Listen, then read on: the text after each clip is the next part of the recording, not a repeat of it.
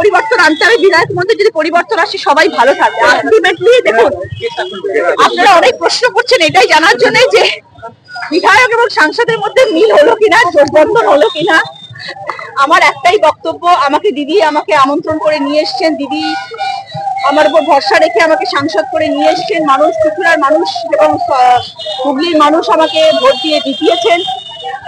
আমার কর্তব্য আছে মানুষের প্রতি, মানুষকে ভালো রাখার।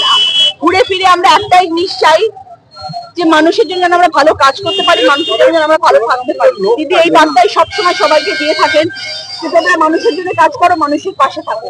তো সেই জায়গায় যখন ব্যাঘাত হয় তখন হয়তো মানুষ একটা প্রেস মিট করে বা মানুষ কোনো রকম বক্তব্য দিয়ে ফেলেন।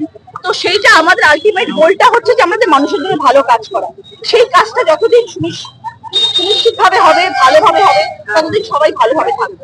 যেই মুহূর্তে মানুষের কাজের জায়গায় কোনো আঘাত আসবে, যেই মুহূর্তে মানুষের কাজের জায়গায় কোনো ব্যাঘাত আসবে, যেই মুহূর্তে আমরা দেখবো যে হ্যাঁ মানুষের আমরা ভালো কাজ করতে চাইছি, সেই জায়গায় কোনো লোক এসে অবরোধ করছেন বা বাধা সৃষ্টি করছেন, তখন আমরা ঢুকে দাঁড়াবো।